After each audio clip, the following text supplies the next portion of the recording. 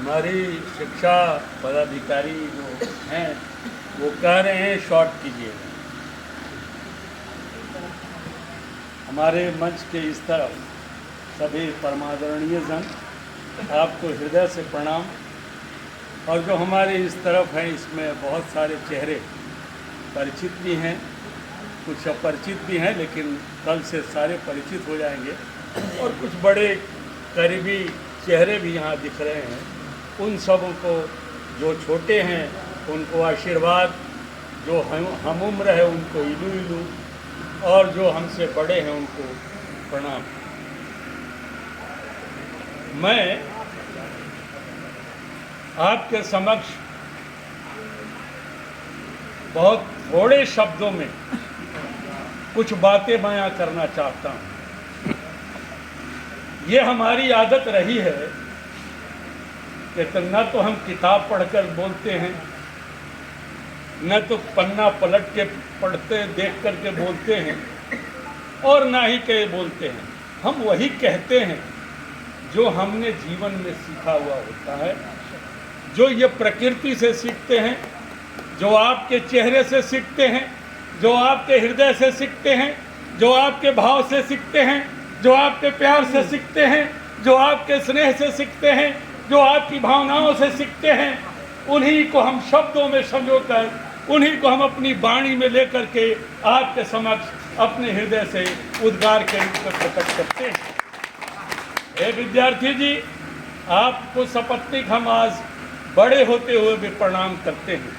वो इसलिए करते हैं कि जब हम राजनीतिक जीवन में, राजनीतिक क्षितिज पर जब सूर्य की भांति चमक रहे थे, जब जुगनू के समान रोशनी लिए हुए थे, जब चांद तारे की तरह हम प्रकाशमान थे, तब, और जब हम उससे ओझल हो गए, उस क्षितिज से दूर चले गए, तो ऐसे वक्त में ऐसे ऐसे लोगों के बीच में बुलाकर ससम्मानित, सस्नेह और प्यार दे करके, ये मंच दे करके हमें आज तक जो जीवित रखा, इसके लिए आपको हम प्रणाम करते हैं, आपको हृदय से प्रणाम करते हैं। जरा दिल पे हाथ रखिए, आप दिल पे हाथ रखिए, आंख को हल्के से मूंदिए, सांस को खींचिए और एहसास कीजिए आपकी माँ आपको आंख में अश्क के रूप में नजर आ जाए। आज करके देखिए, आप बैठे हैं इस पीपल के वृक्ष के नीचे, पीपल के वृक्ष के नीचे इस धरा पर बैठे हैं। इनको भी माता पिता ही कहा करते हैं, लेकिन हम आज उस माता और पिता की याद कर रहे हैं कि जब हम रोए तो माँ रोए, जब हम क्रोधित हुए तो माँ ने अपनी गोद में हमको बिठाकर आंचल तले रखकर हमको दुलारा और पुचकारा। हमने डिमांड करी, हमने मांग रखी, तो हमारे पिता ने न जाने क्या क्या बाहर से कहां से कैसे कैसे हमारे डिमांड को पूरी किया। बचपन बीता, जवानी बीती, लेकिन जिनकी माएँ हैं उनको बारंबार नमन, और जिनके नहीं हैं उनको 100 बार नमन। इसलिए क्योंकि आप उनकी स्मृति को अपने हृदय में संजो कर करके आज इसकी चर्चा कर रहे हैं। मैं दुर्भाग्यहीन रहा, मैंने पैदा लिया तो माँ को मैंने नहीं देखा, मैं पिता को मैंने नहीं देखा। आपको याद नहीं होगा, चचा को भी नहीं याद नहीं, आप जानते होंगे सारे इस जिले के लोग कि हमारे चचा मिथिलेश बाबू स्वतंत्रता सेनानी थे और गया जिला परिषद के अध्यक्ष थे। उनके चेहरे भी याद नहीं है, उनका चेहरा भी याद नहीं है, पिता का चेहरा याद नहीं है, माँ का है। इसलिए है कि हमारी अनपढ़ माँ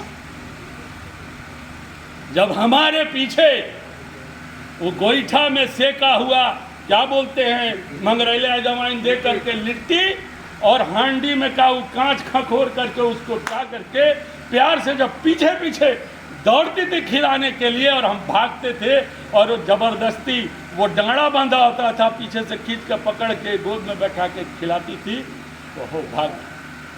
ऐसा संस्मरण आज के दिन हमें उस माँ की याद दिलाता है।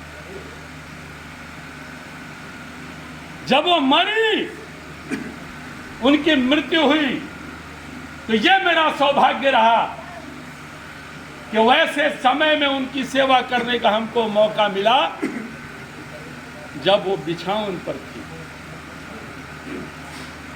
उनको पानी चढ़ रहा था। सारे लोग मेरे घर गए हुए हैं, वहाँ बेड पर डाले, उनका सेवा की, वो चली गई ठीक 15 अगस्त के दिन। लेकिन जब आज विद्यार्थी जी ने बुलाया तो हृदय हमारा भर आया, कहा कि आज उस माँ की चर्चा आपके समक्ष करूंगा, और इसलिए करना पड़ता है। मैंने तो भाई में पिता का स्वरूप देखा।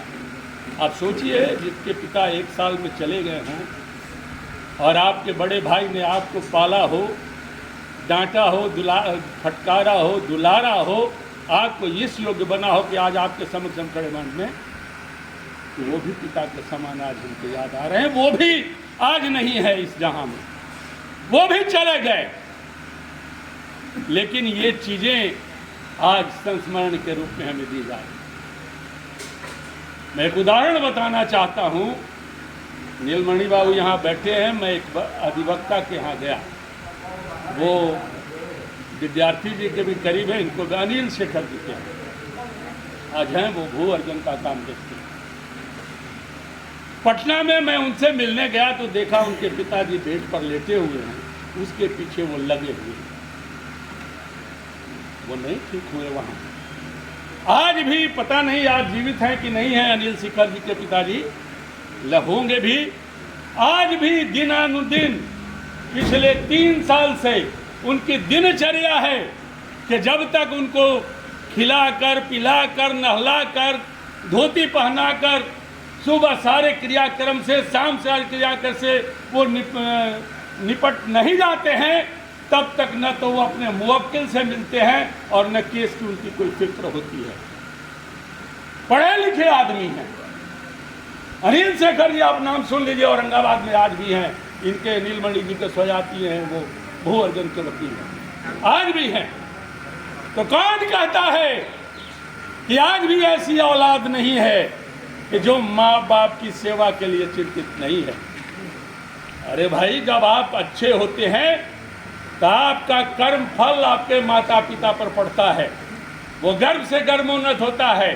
और जब आप उद्दंड होते हैं, जब आप क्रिमिनल होते हैं, जब आप अपराधी होते हैं, तो आपके कर्म फल का दंड भी हमारे माता पिता को ही झेलना पड़ता है और प्रताड़ना झेलना पड़ता है, सामाजिक रूप से, न केवल प्रशासनिक रूप से। तो उसकी पीड़ा का अनुभव आज बहुत सारे यहाँ ज़्यादा तो ज़्यादा देख रहे हैं, सबके सब बाप ही बैठे हैं, सबके सब पिता ही बैठे हैं, सबके सब लोग बैठे हुए हैं, और सब अपने औलाद से अपार प्रेम करते हैं, अपार स्नेह रखते हैं, अपरंपार रखते हैं, लखते जिगर होते हैं। हमारी औलाद क्या होता है? लखते जिगर, रहनुमा होता है हमारी जिंदगी का, हमारी हर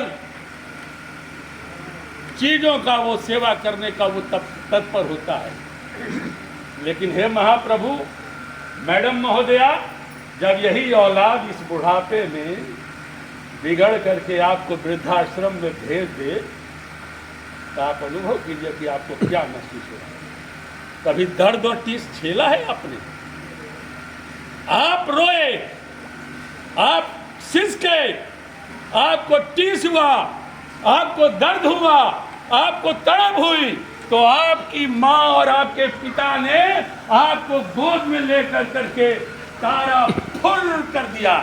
लेकिन आज वही पिता, माँ बाप जब आपसे पीड़ित होकर के बेटा को रखते हुए, पुतों को रखते हुए, नाती रखते हुए वृद्धावस्था में जा करके आंसू बहाता है, तड़पता है और रोता है किसी कोने में बैठ कर करके, तो कौन उसकी देखे? और ऐसे आंकड़े भारत सरकार के किताबों में और भारत सरकार के कार्यक्रमों में उदाहरण भरे पड़े। हर जिले में भारत के वृद्धाश्रम खोला गया है। क्यों?